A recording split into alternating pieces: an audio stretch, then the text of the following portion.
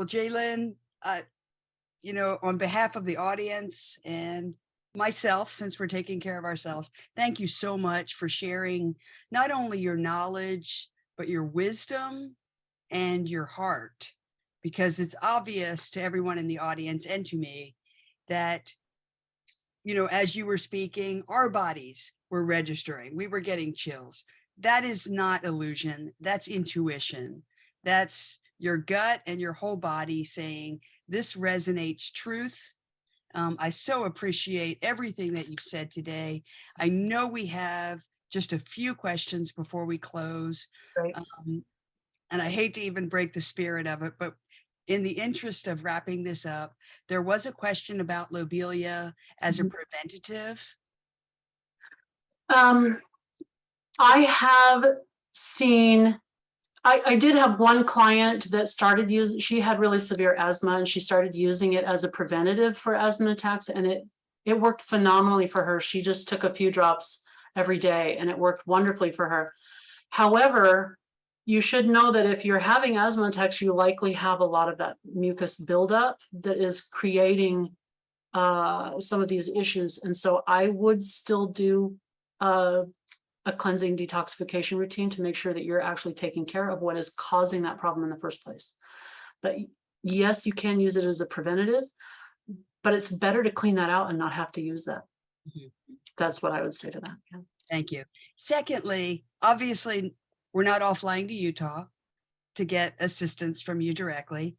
How do you know what kind of a local practitioner is worth their salt?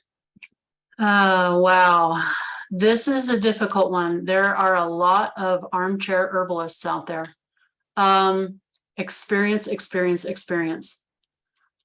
I was talking to an herbalist, I would say, how many of your clients cured themselves of cancer by following your advice? Ask them, have you ever done a cold sheet treatment yourself? Or ask them, what does lobelia taste like?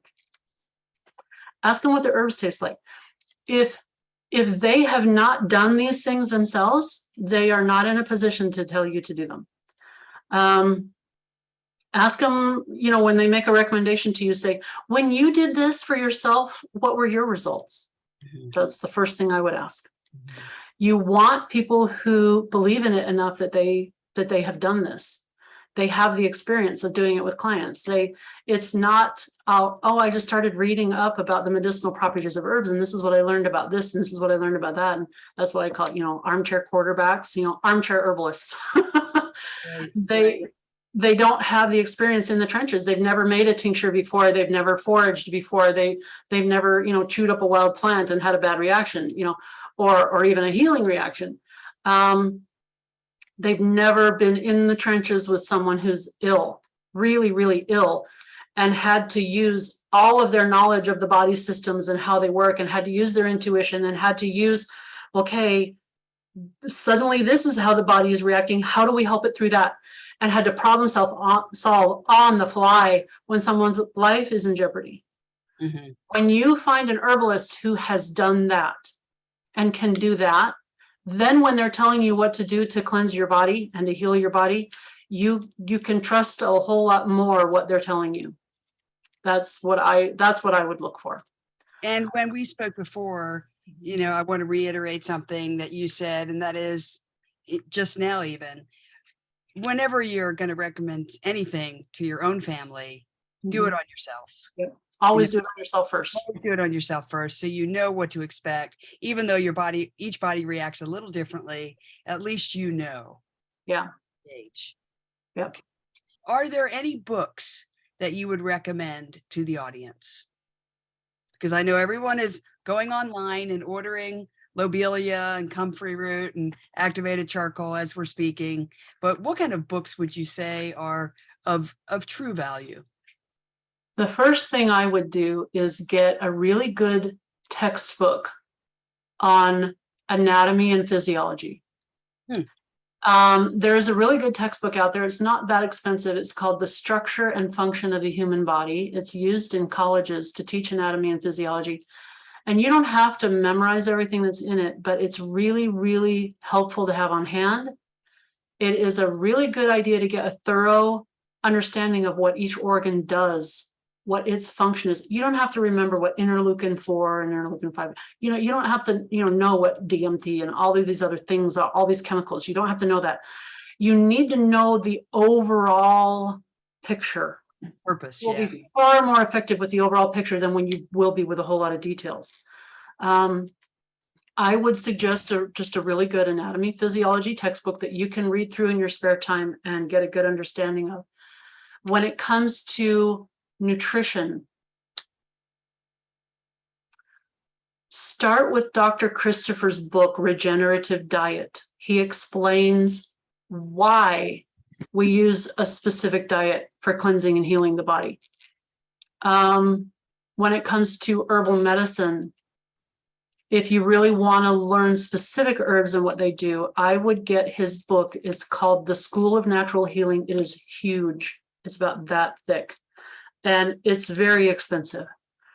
I think it's over $100 for the book, but it is a treasure trove of information about the different herbs and what they can be used for. From a man who understood that diet is the key. Mm-hmm. If you are in an acute situation and you are on the verge of death, if you have been diagnosed with a life-threatening illness and you need to do something now, email me.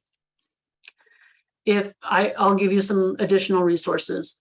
If you can find anything by Dr. Richard Schultz, find his YouTube channel, find every single document you can in every obscure place on the internet, look for every video you possibly can of anything that man produced. He worked directly under Dr. Bernard Jensen. He worked directly under Dr. Christopher. He ran Dr. Christopher's school after Dr. Christopher passed away. He's where the information on the differences between natural healing and modern medicine came from. He is one of those herbalists that's been in the trenches, and he's saved people's lives at the verge, when they were on the verge of death. He was absolutely my inspiration, and I used his protocol. My father, about 5 months ago, had a PET scan. I don't know if you know what that is, but you drink a lot of radioactive material, and then it shows up on a PET scan whether or not you have. Oh yes, thank you. Sorry. Whether or not you have cancer. And as soon as my dad drank that, he went into acute liver failure, and he would have died within days had I not known what to do from Richard Schultz. I put him on Richard Schultz's Incurables program, and we had him over the liver failure within 2 weeks. It was a horrific 2 weeks getting him through that, but we were able to prolong his life for another 4 months. The cancer still took him. Mostly because my dad did not take responsibility for his own health.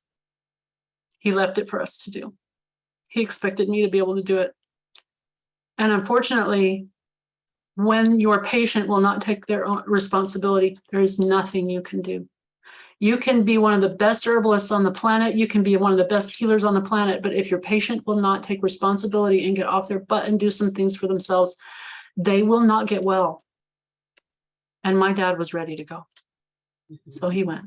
And there is a lot to be said for dying with dignity. And he did do that. So keep that in mind. Take responsibility for your health. Make sure your patients take responsibility for their health. But Richard Schultz, he is the real deal.